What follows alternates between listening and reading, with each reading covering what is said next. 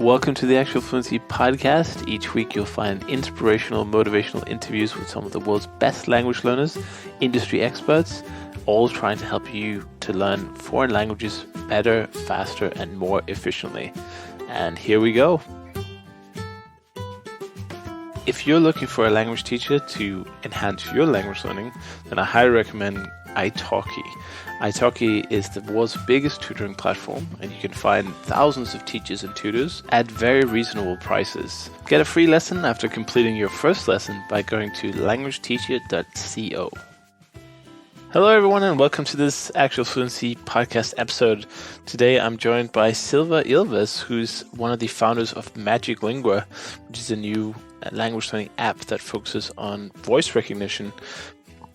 In the episode, we talk about Silva's own language learning background, and we also get to talk a little bit about business, about the lean startup, how that can be applied to language learning, and how he's formed this company along with a few of his friends that is now live on Kickstarter as an app, and his future plans for developing and bringing it to market. So a lot of interesting bits there, especially if you're interested in a career in language learning. I think it's a brilliant kind of niche or market to get into, and as we get into the episode, I think it's a wonderful area where you can get started for literally no money. Like, you can sign up to Itoki to become a tutor today, start getting students tomorrow, and then you can grow it from there. You know, suddenly you can have 20 hours a week of lessons or more if you wanted to, and that could just be conversational practice. You know, it doesn't have to be massively organized teacher lessons with extensive grammar instructions or anything.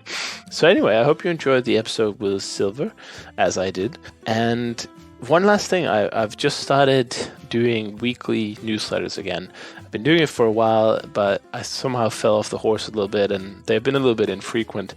So if you want to know what's going on in the language learning world, what's going on with Actual Fluency, get updates about new podcast episodes or great blog posts or events that happen, please go to actualfluency.com and check out the start at the top of the menu. You can enter your details there and get on the list, where I'll always be sharing the news first as it was. And I just recently shared some interesting information about a future language learning event, but I'm going to leave it there for now. It's a bit of a secret. It's more details are going to come, but it's going to happen next year, and I'm very excited about it. So stay tuned for that. Definitely get on the email list. But in the meantime, enjoy this episode with Silva, and I'll see you in the next one. Well, Silva, very welcome to the Actual Fluency podcast. It's great to have you here. Do you want to start out by giving the listeners a little backstory to who you are, where you're from, and how you first got started with foreign languages? Yeah, hi, Chris. Thanks for having me here. Sure. I'm Silva. I'm 34 years old. I studied informatics and economics, so I consider myself kind of half nerd, half snob.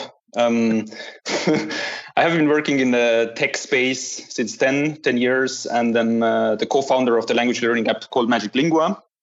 Now the languages, I'm born in Estonia, so I grew up speaking a language that only around 1 million people speak worldwide. So it was kind of obvious from the day I was born that I need to learn languages fast if I ever wanted to connect to the outside world. Makes sense. What kind of languages did you get? So the first one, of course, was English. Mid 90s, when the internet and computers came up, there was nothing really in Estonian, like no programs, no games, and I was really into games. I would skip school to play this game called Civilization, and I don't know if you ever played it. To really do well on this game, you need to read a lot the manual about how all the wonders and the units and everything works. So I needed to really understand it in English, and this is where I started to learn English. And then the second one, I was kind of forced as well. I needed to pick a second language in the school. This was Russian at this time. But if you are born just after the independence, I was born before, but like the time after the independence, as a kid, you get kind of, I would say, brainwashed. So I was not really interested in learning Russian. I thought it's not a thing I need to do now. And I didn't really learn it a lot.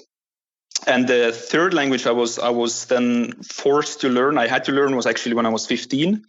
This was the time I came to Germany. I decided to come for a year to like this I don't know, 1 year student in a German school, and I came without knowing nothing really. And I remember being in a school, and I was not even able to ask like how to go to the toilet.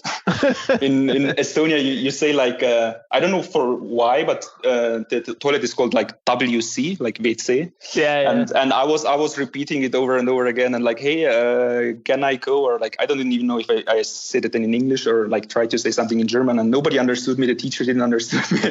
It was a pretty painful experience, to be honest. Yeah, I can understand. So how did you turn it around? I was forced to. I was the only one in the class that was not a native German or not born in Germany. So there was nobody or no friends I could just speak Estonian or English to. And I picked it up. I picked it up pretty fast. Started to read a lot, to listen a lot at home. And German was, just after a few years, it was no issue. I mean, I was 15, so it was not too hard to pick it up. And I think things changed then really in 2012. I split up from my girlfriend and then bought a van and then decided to go for a few weeks to Spain just to travel around. Wow. I ended up actually traveling 7 months in this van. But as I was in Spain, it was the first time I actually learned the language, or I started to learn a language because I wanted to, because I was interested in it. I arrived in Malaga, and somehow I ended up in a small, I don't know, hippie colony, like a few other guys hanging around in the vans. And this is where I really started to learn the language out of interest. How fascinating. I mean, that culture is really booming now. I don't know if you've seen it on YouTube. I don't know why the YouTube algorithm will always puzzle me. I don't understand, but for some reason I got recommended this series about someone driving through America in a van. And I watched one of them just to be interested. And now every single recommendation in my life is about living in a van. So yeah, I think YouTube's algorithm is a bit sensitive to input, considering I've had my account for like years and they have so much data on me. It feels strange that it just kind of updates, but I guess interests change. But so you were really a pioneer almost in that sense, because that's now it seems like a lot of people are doing it, but back then I guess it wasn't something that a lot of people talked about, just driving off. Still, I mean, I myself got it the idea from a friend who has been with a van before, and then I thought like, hey, I can do it too. So I don't think I was a pioneer, especially in Spain. Actually, if you're in the south of Spain, you meet a lot of people, and the people I met in Malaga, particularly, there were many people that were born in Malaga, and they just lived in a vans by choice. They just kind of moved out of the flats, and it was their lifestyle, and it's much more common in Spain and generally in Southern Europe than it's let's say in Germany, or I'm sure in Denmark, or anyways Estonia. Right. Mm-hmm. So how different did it feel to learn a language? Because I guess if you're forced to learn a language, that sounds kind of bad, but I guess you really learn faster because you have to, otherwise you can't speak to people. But in Spain, you really wanted to learn it. So how was that experience different? Definitely it's a different. Yeah, if you have to, like the experience I had in Germany first, I fell for, so I really did it fast, and I put in effort. I went home and I started doing it. In Spain, kind of was, I was running a startup at this time, another one, and so I worked half of the day in my van with a laptop, and the other half I tried to go surfing or do something else. And then I bought some books. And I started to do like this self-study thing with the books and audio recordings. And of course, I try to speak as much to the people as possible. I don't know if you have been to Andalusia. They have like a very, very strong dialect. So it kind of was a bit difficult. And I felt like the books didn't really help me always, like to really understand them. But I think it's super essential that you actually try to speak to them. And this was, it was helping a lot, trying to find as much contact as possible. So at the beginning, I had like few life hacks. So I started just asking people on a street, even if I had the clock or something, I will just go to them and ask like, "¿Qué hora es?" Just trying to start speaking and get a conversation, and then asking for directions and all these kind of things, just to get somehow to meet people and start talking. Yeah. Was it the language practice, or was it getting practice in, let's say, or going out of your comfort zone? What was the most important? I guess it was both. It was both. Yeah, I spent quite a time on the Atlantic coast, so naturally you will also meet there a lot of tourists, foreigners, and then you will switch back to English, of course. But if you hang around in the bars in the evening, then you find again people to speak Spanish to. Right. Well, why did you decide to go back? It sounds like a dream lifestyle, working from your laptop a few hours a day and then going to the beach and surfing, going to the bar at night with other people, living in your van. Sounds great. The reason I went back is actually that how you call it, like the car, how is it called in English? I don't know. Like the inspection, right? They do every 2 years. Yeah. It was already expired, and the police wanted to take off my van. I mean, I was held for another reason, but then they realized that it was expired. So I said, like, okay, I have to go back to Germany and renew it. I actually had the plan to go back, and then while I was in Germany fixing my car, I met another woman, and then things changed again. It's always the love stories. They change our lives. So often on the podcast we hear this as well. Like, even it's funny, I've had, I guess, 120 people on the podcast maybe, and just the last episode I recorded had a very similar story to you, and also moved to Germany.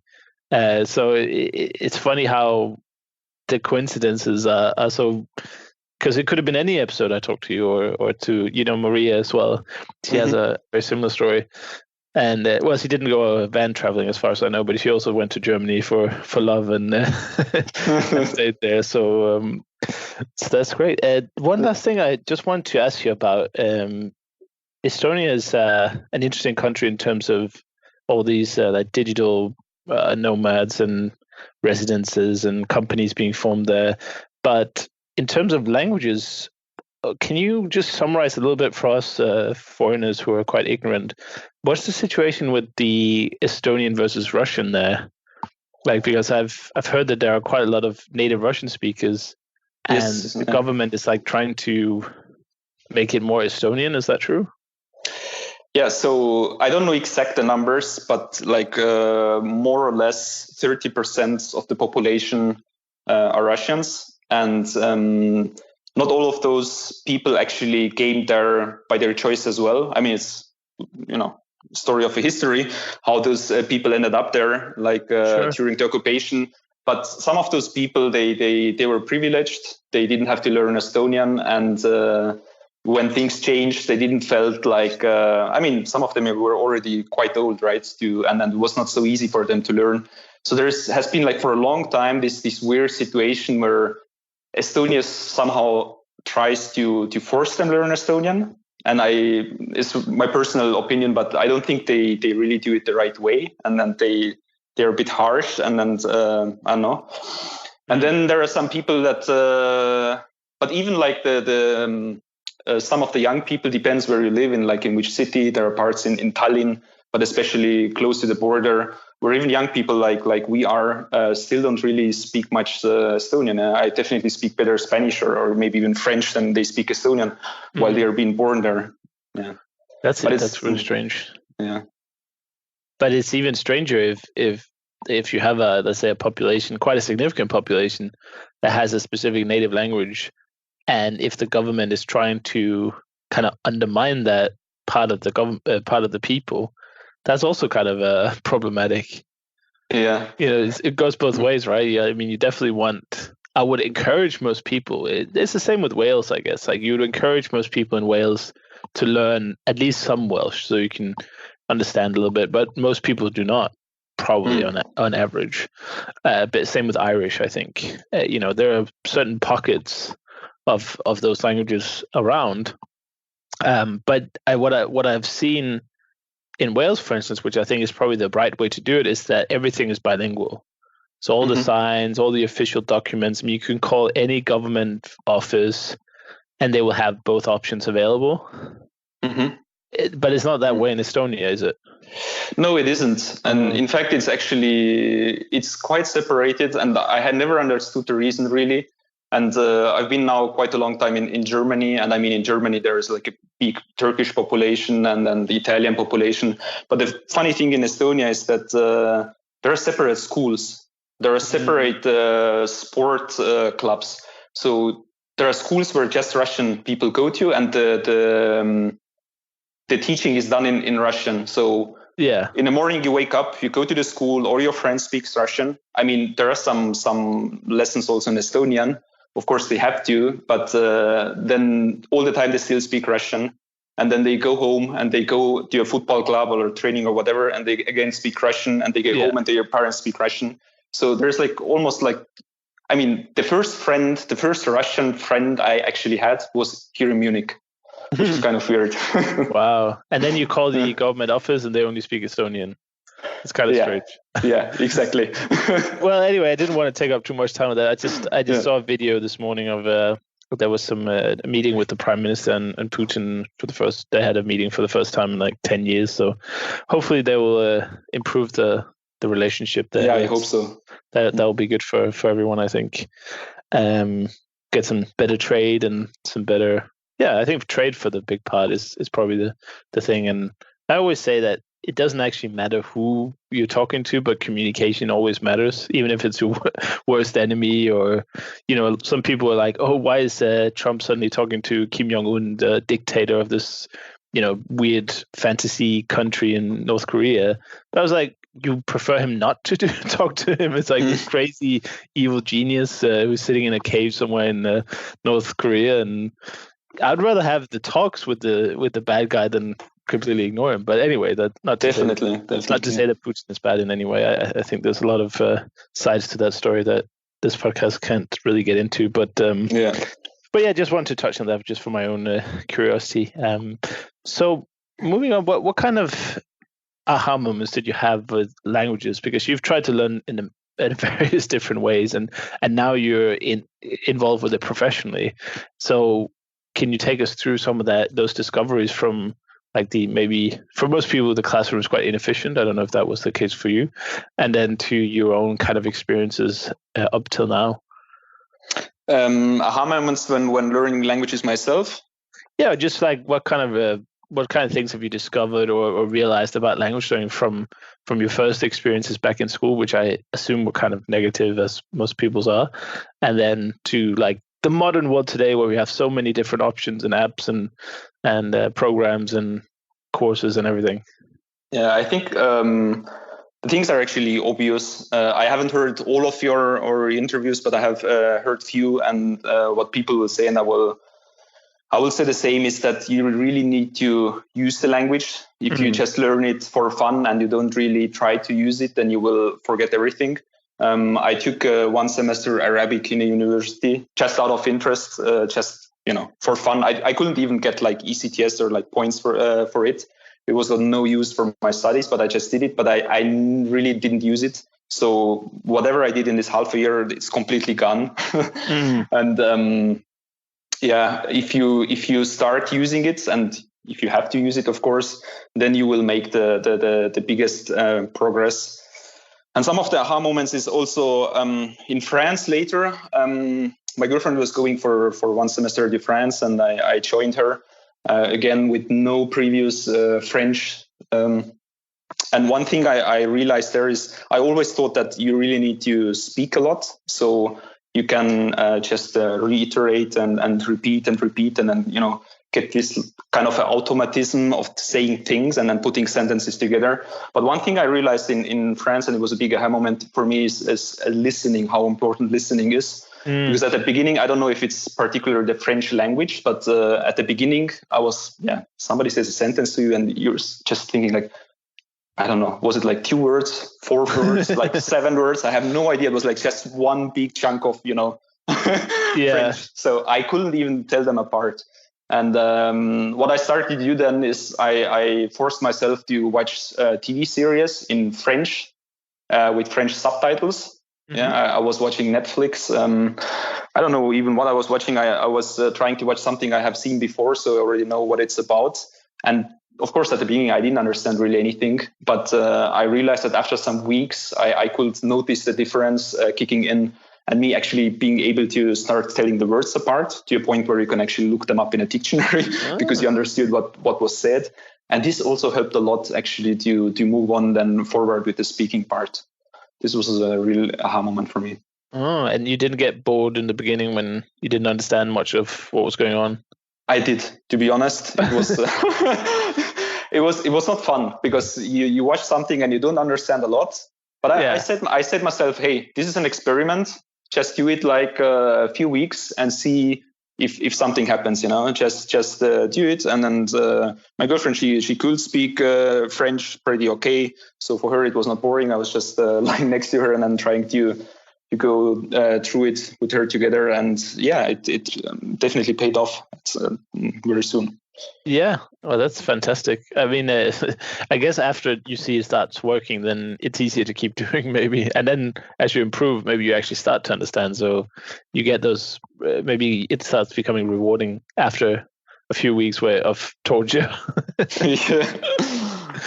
Fantastic. Well, I think the time you mentioned in the van you were doing a startup, was that a language-related startup as well? Just to get the background, or was that another tech?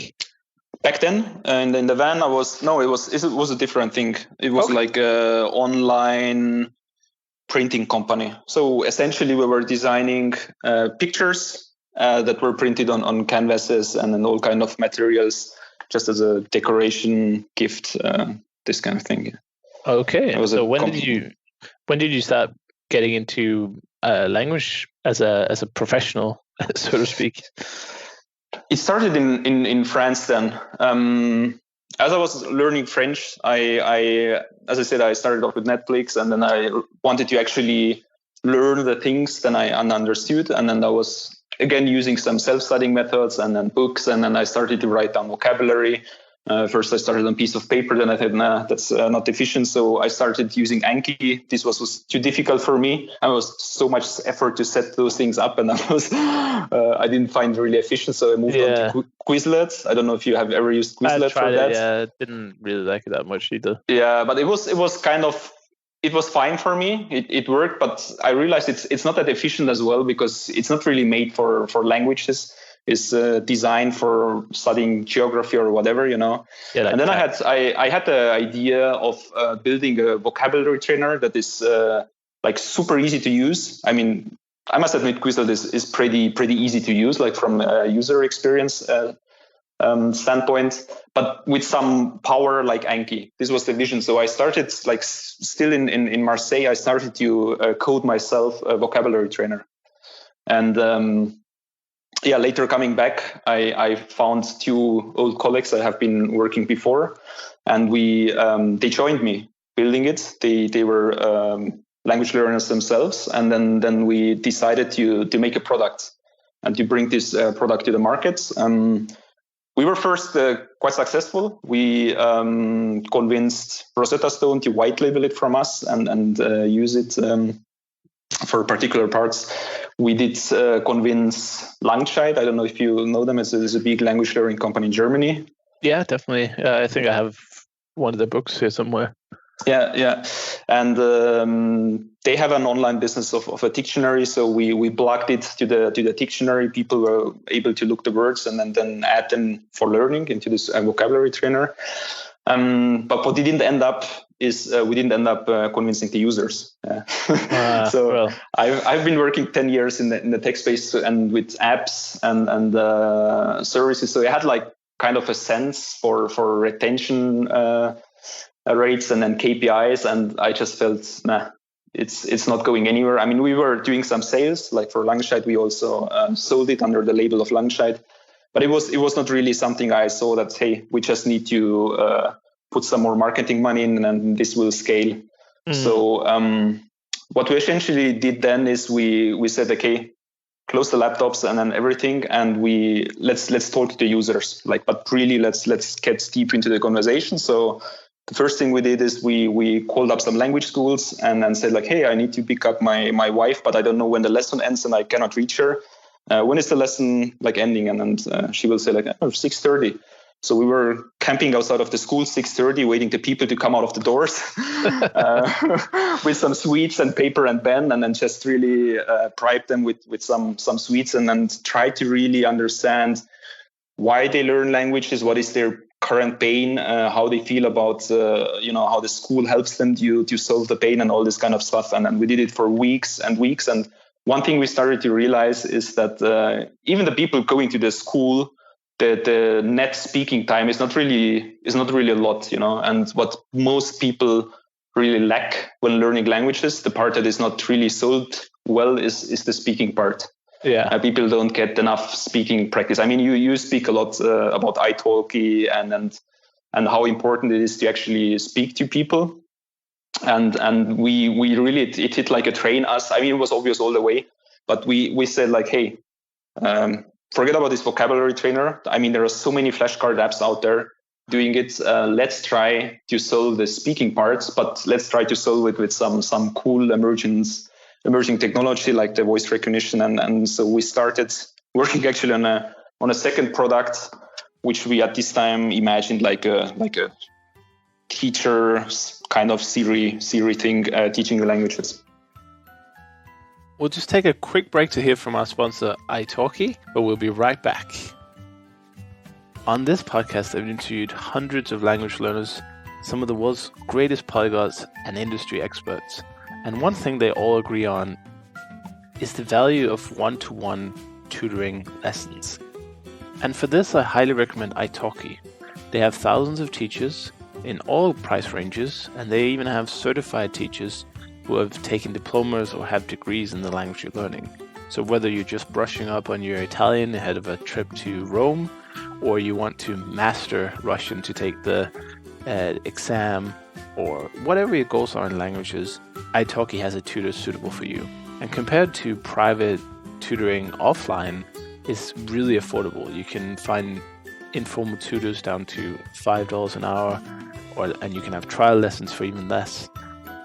So if you want to master a language from the comfort of your own home, and you even get a $10 credit when you complete your first lesson, go to languageteacher.co and check out Itoki. It might be the best thing you do for your language learning this year.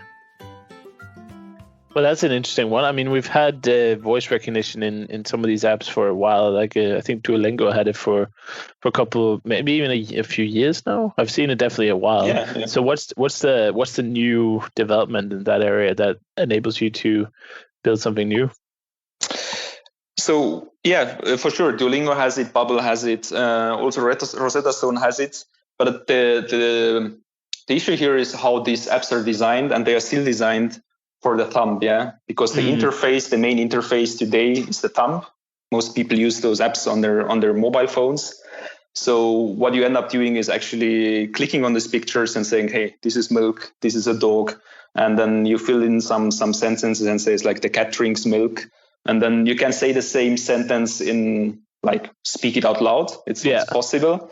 And this is the voice recognition part. But this is not really the conversation you will have with somebody. You don't meet somebody on the street and then just look at them and say like cat drinks milk. It's very isolated how you learn those things. I mean, you still learn like in not even always, but sometimes you learn it in full sentences. But it's not really that it prepares you for real life situations. And this is what we imagined. I don't know if you have seen the movie Her. Have you seen it? Her? No, I don't think so. There's a guy who falls in love with his voice assistant. It's like imagine like a Windows or like operating system being on his mobile phone and then operated just by voice. And we imagine something like this, that you can actually have conversations with it. You can actually speak. It will ask you, hey, Chris, what did you do today? And you say, I went for a walk. And this kind of conversations you will have actually with real people later. And this is what we started then to working on, and what essentially emerged to MagicLingua, what we offer now today. Right. And how long have you been working on that? We have been working on that now for around a year. On the second product, it's technically pretty challenging, especially if you think like you have to handle. I mean, you try to do voice recognition with people that don't even speak well. Yeah, they don't have that good accent. So there are some trickery you need to solve. Yeah. And we also decided to add a bit more value. So what we essentially thought how the learning process is that right now is that you will first watch a video. There's a language instructor explaining you, for example, how to speak in the past, in German. And then we'll explain you how the perfect works. And then you will start a conversation in the past. Yeah, and then you will learn with this bot, and it will ask you questions like I just said, like what did you do yesterday, and then like just making you speak in the past.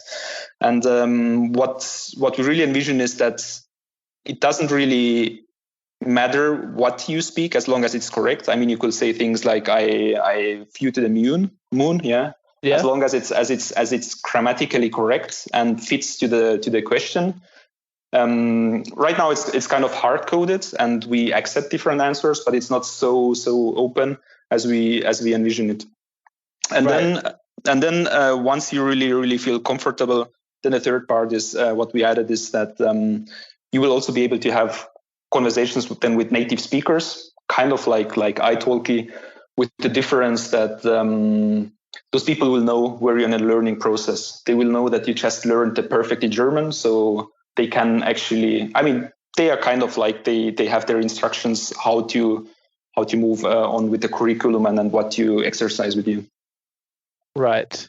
But yeah, it sounds like a big task if you're willing to, or if you want to accept every answer. I don't know how that will be possible. It might be a little bit frustrating if it's kind of free but not really.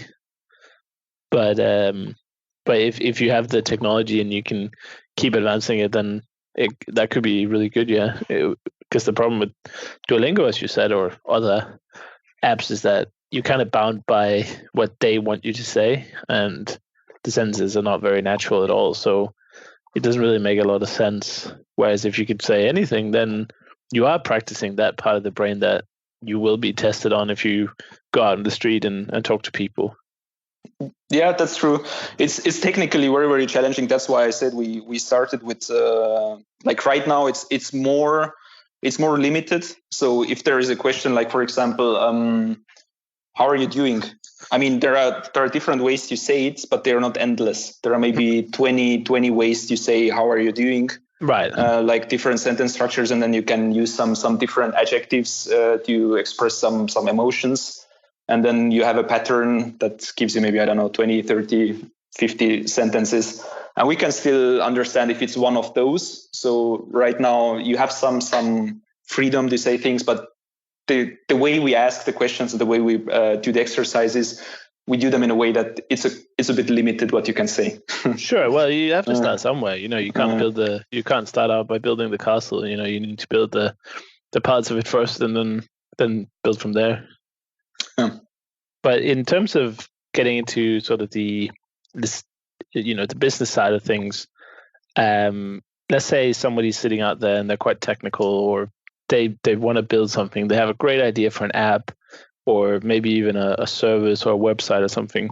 How would you recommend they start out? And did you do everything yourself with your friends, or did you get outside help, or like did you have who's actually doing the technical building programming? We are a technical team, so all us three actually can code. I'm a horrible coder, so I haven't coded almost anything in this thing, just at the beginning, some of the front ends. But the other two guys, we founded the company with three guys. The other two are really, really good coders. So the technical part was covered in the team. But I think even more important than you saw the technical part, because I asked for advice, is at the beginning to understand what to build. And to do that, you don't really need to build anything. The different methods of how to test ideas. I mean, you can start off with paper prototypes and all of this kind of things. So you don't really need to build first until you understand what is the pain you're going to solve, and if the solution you have thought of is a good way to solve it. Mm-hmm. Yeah. And the user research was very valuable in that. You did weeks and weeks of research with the students. Yeah, I think I don't know the numbers anymore, but it definitely took like weeks, I think months before we even started to really code it. One of the guys, he just started to check out the voice recognition technologies just to see what is possible. Right now we do it all in the browsers. We are building the app, and it's a bit tricky. So we need to, I mean, you cannot build the technology completely yourself. So you need to somehow rely on some APIs that, of course, yeah, that the big tech companies provide you. We use Google, we use Amazon technologies, and then build our own models on top of that. These ones you can test out, but it's pretty tricky. Yeah. But for the testing parts, yeah, I think we started off with just paper prototypes, which essentially is that you envision how this thing looks like, and then you just start doing interviews and showing to the people and trying to imitate. I think we did also in Skype the speaking part, doing as if you were talking to a robot, but you were talking to actually a human, just to see if the exercises and then the way we envisioned it makes sense. Right. Yeah, I think that's the best way to do it. Again, you're building from the bottom. You're asking your core audience what they want, give them what they want, and then, or even before that you give them what they want, you show them this is how it's going to look. What do you think about this? And then building it from that way. I think that's a good lesson to everyone, that it's not about building a massive thing first and then finding people who are interested in it. It's much better to find people who have a problem you want to solve. In languages, obviously, it's often vocabulary or pronunciation, or I guess just any language like French something, and try and narrow in on what the problem is specifically, ask some people who have that problem, and then build the minimum that can help them, and then build on top of that. I think that has to be the way to go. Yeah, definitely. Just for the listeners, there are many books on that, on lean startups, and what you just I think mentioned was this minimal viable product. If you put it to the Google, you will end up in a lot of blog articles and books that explain methods how to go about it. Yeah, I think, and this is one thing I really like about the time we live in now. The $100 startup idea, that you can basically start any business now that you want by yourself for barely any money. I mean, a domain name is like $10 and hosting is like $5 a month or something, and you've got essentially a business. If you're a language teacher, if you have skills in anything, like obviously your skills is technical, your friend's skills are technical, so it was natural for you to go into that. But if you know everything there is to know about Swedish grammar, you can build a business out of that for sure. I mean, I'm not talking about becoming the next Steve Jobs or anything, but if you can make a full-time living doing exactly what you want to do, and maybe that includes going in a van around the Costa del Sol, then that's great. I think that's really what I would promote as well. Yeah, definitely. But we have to speak about the money though, because I'm sure people are listening. They're like, yeah, all this sounds great. It's great idea, and you're making it happen. You have a team, but you're 3 people working on it, and obviously the money in apps, as we all know, they're kind of, what are they? A couple of pounds on the App Store, or they have some monthly recurring subscriptions. So I guess people might be a little bit dying to know, how are you living in a thing that takes a year to create before you even ready with the first iteration of the product. And I noticed you have a Kickstarter as well, so maybe you want to just plug that as well right now. Yeah, sure. So for the first product, of course I cannot really reveal any specifics, but the white label solutions we did were also bringing in some money. So this helped back then. We still decided to teach it and start working on something else. So we are still bootstrapping. We have financed ourselves. all of us are doing once in a while what I call side quests. Yeah, which essentially means we are working as freelancers and then doing some work for other companies. Either like I'm doing a lot in the area of analytics and marketing and product management, and my colleagues more in design and development. Mm-hmm. And this is how we finance so far the startup. Fantastic. What are the future plans? You just mentioned it. We started a Kickstarter. I think it's been live now 6 days. We raised quite some money already. We hope to get some more people on board. We have some fantastic offers for the people who will back us now.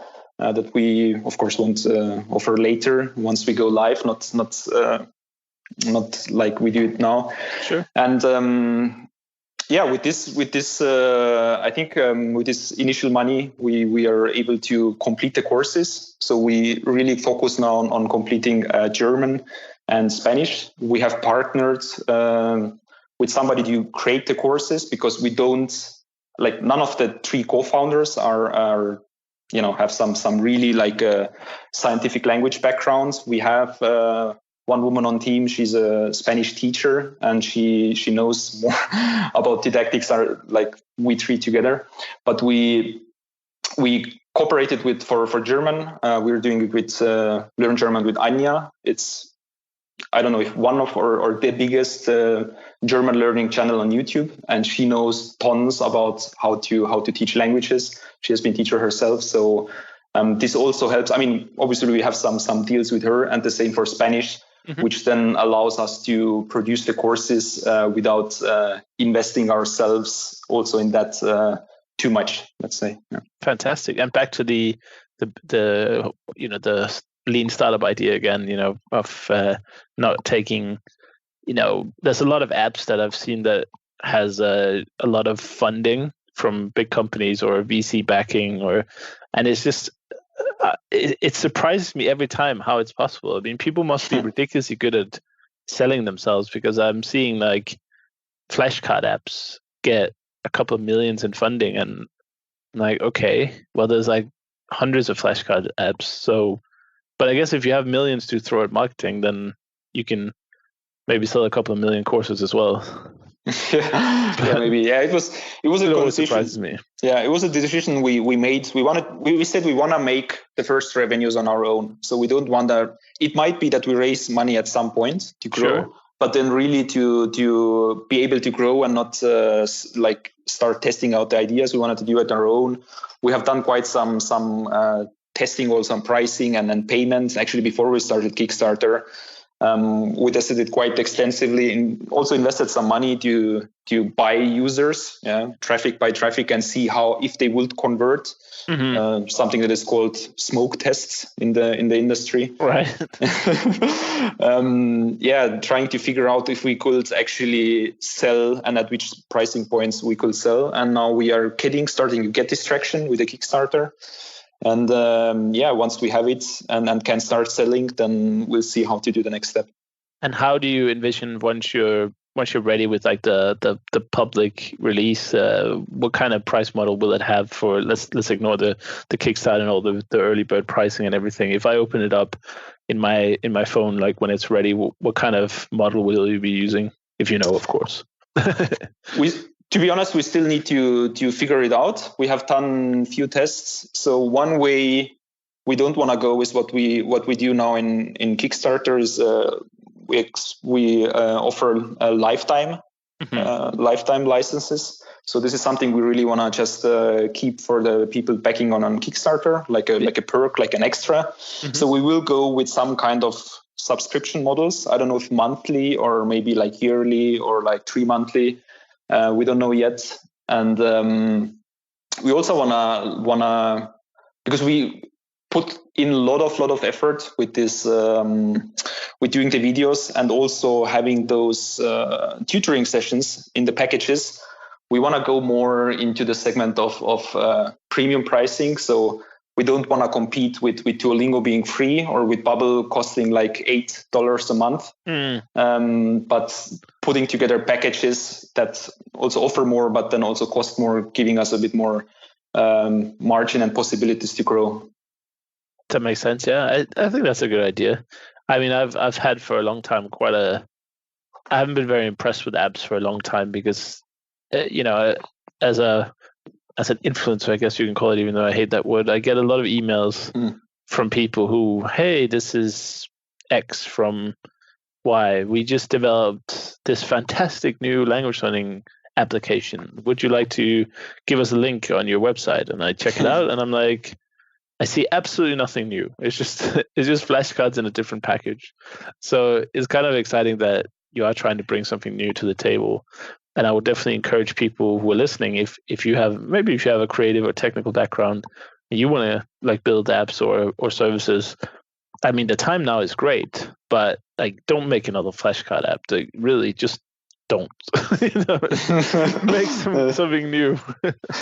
But it's so true. It's so true what you say. Like, one of the first questions you will get, and especially if these are business people, our first business mentors, the first chats we had, or like if we have talked to some other founders or investors, first question is like, what is your USP? How do you differentiate with others? Like, how is it different from Rosetta Stone, or how is it different from Duolingo? And you have to be different. If you say like it's the same but better, then everybody will roll their eyes and say, yeah, you wish.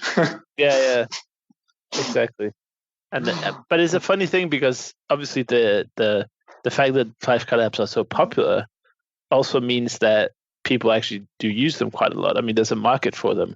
So it's kind of like a dilemma in a way, because there's a proven market, but at the same time, there's only so many things you can do with flashcards. You can't, at the end of the day, add much revolution to that market. So it's hard to break into, for sure. But at least there is a market. If you made up something completely new, like, I don't know, language sports or something where you learn through football, basketball, something, I don't know, something completely crazy, then people might not care at all. So that's the other risk. Yeah,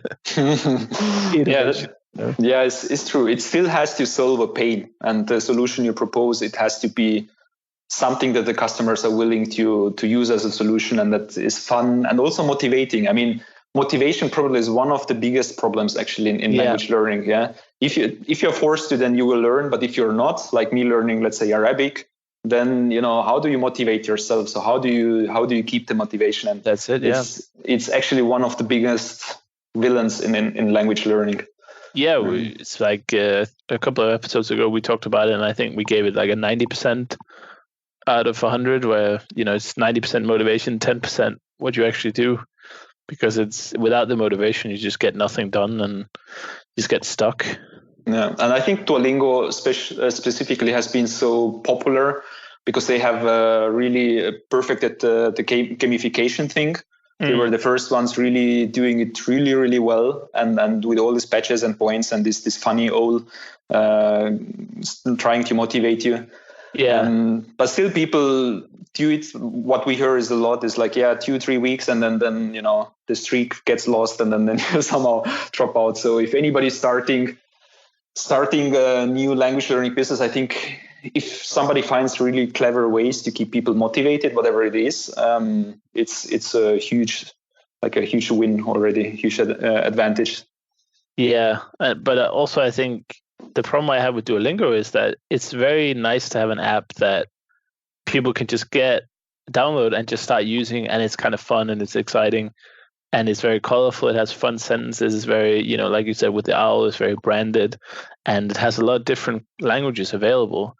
And nothing makes me more happy when I see people posting that, I finished the French tree or the Italian tree or whatever they went, because that's a lot of lessons. Like, I started working on the Russian one like years ago, and I don't think I'm 1/3 through. And I like you mentioned before, I was one of those people who kind of did it for a few weeks and then lost interest, but still, it's a lot of lessons. But then it kind of saddens me that I see the level that people come out with. And it's like they put all these hours into this app and they're not really that useful in language. They don't really, maybe they can read a bit, maybe they can write a few sort of basic sentences. But in terms of speaking, I think people barely are able to do anything. So in my view, it's like, okay, if it encourages you to study and learn languages, I can't be against that. But on the other hand, if you don't really get anything out of it, it's like I'm doing you a disservice by getting you into that. So like the hours you put into Duolingo, if you had a private tutor via Itoki or something, I know that's a lot more expensive, of course. For the same amount of hours, I think you could speak that language quite well, like probably as good as you need to live there. Whereas, hundreds of hours with Duolingo and you can pass the Duolingo tests, Yeah, it's true. I guess it depends on a goal you have. Like if your goal is to get a certificate, it might even work.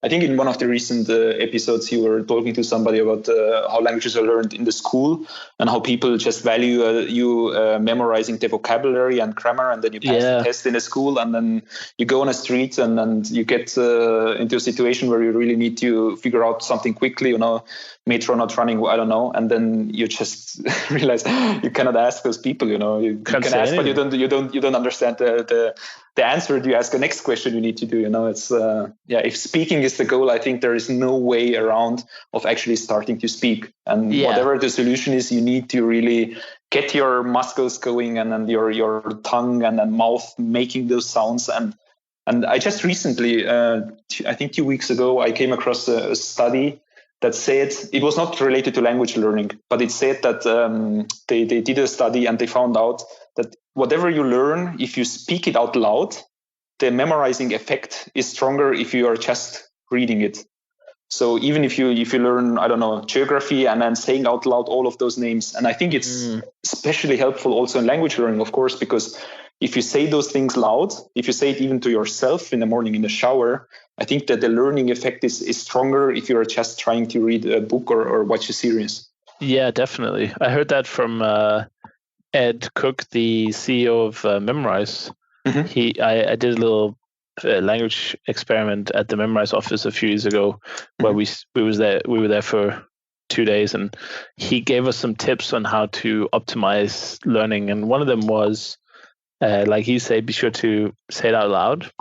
The other one was get enough sleep, and before you go to bed, read the list of what you've learned that day. So if you had, let's say you plan to do 20 words of vocabulary that day, read those 20 words again, just skim through them. Mm-hmm. And then when you wake up in the morning, go through the list again. And those are the most powerful ones. The other one that's a bit of a, I would guess it's not obvious, but if you're tested on something, let's say it's a flashcard like app, and it says, what's the German word for car? You will remember it better if you make a guess, which is kind of funny. So if you're learning a completely new word that you don't know, it's if you guess at it and then you're shown what the real answer is, then you memorize it better. So that's kind of that's a funny one, but brain hacks. Yeah, exactly. That's like, but I don't know if you know Ed, but he's like a mad genius. So everything he says, I totally believe. And Memrise obviously sponsored a lot of university research when it comes to memorization. So he definitely knows what he's talking about memory wise, but that won't surprise me a little bit if you guess at it. And that was I always try to do that before. But the most important thing is having the initial motivation. But I really appreciate you coming on to hopefully share some inspiration, not only for language learning, of course, which is the overall aim of the podcast, but also some inspiration for people to maybe get involved themselves in the language business. I think it's a wonderful, like I mentioned earlier, it's a wonderful industry, especially to create a lifestyle business, which I think should be the first goal for anyone if they're interested. If you're teaching, or you, like I said, if you have some Swedish grammar skills or anything, you can do anything today. There are no gatekeepers left. You can run your own language school. You can write your own books, release them on Amazon. You can create your own apps, as we've seen. You can partner with people who can do the coding, and you can do the marketing or the designing or whatever.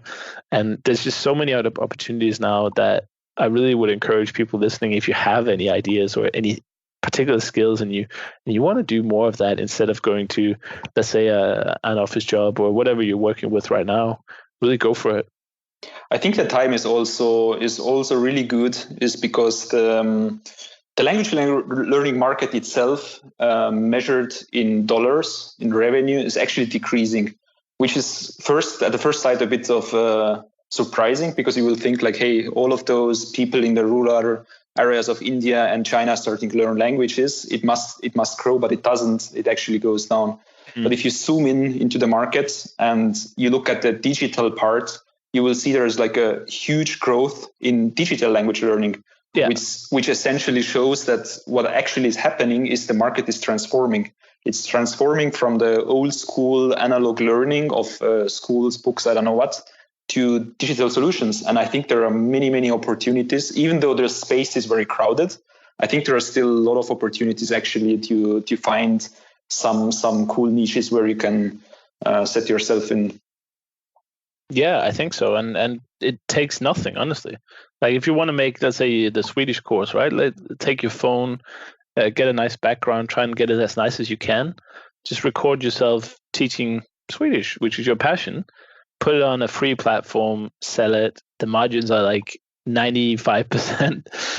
It's crazy compared to, let's say, 30 years ago. If you wanted to publish a book, you had to convince some kind of publisher to even run it. And you had, the margins would be, you'd make 1% per sale or something. Yeah. And the margins are still like that today, which is crazy. But now you can luckily self-publish via Amazon and stuff to make, 70% margin.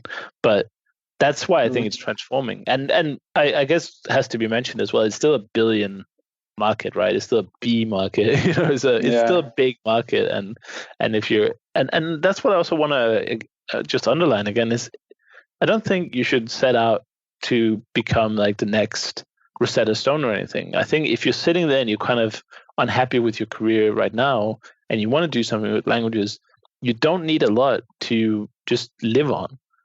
That should be your first goal. And that can be achieved relatively easily. So don't worry about, the millions and the 10,000 users and 5,000 sales or whatever.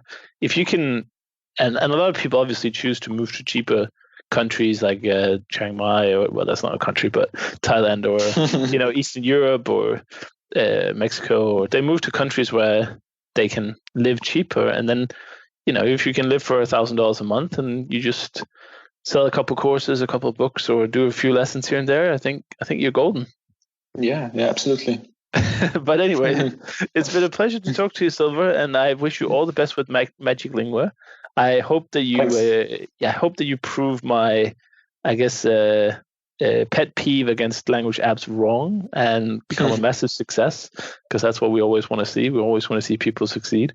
And is there any other places where people can look you up for more information? What kind of websites and where did they go? So our website is magiclingua.com. I don't know if you will add links to this later for the Kickstarter campaign. And if somebody wants to write me directly, you will find me on LinkedIn, I guess, on Facebook. My name is pretty unique, so just look up my name and you will find me. Perfect. There might be some aspiring, app creators out there, some programmers who might want to help you out, or when you grow, they might be looking to send you their CV. Yeah, sure. That would be great. Well, thank you so much, and have a great Easter weekend as well. Thank you very much. Thank you so much for listening to this episode of the Actual Fluency Podcast. I really appreciate having you here today. Just before you leave, I just want to give a quick shout out to today's sponsor, which is Itoki. Itoki is a tutoring platform where you can find affordable tutors for every language in the world, pretty much.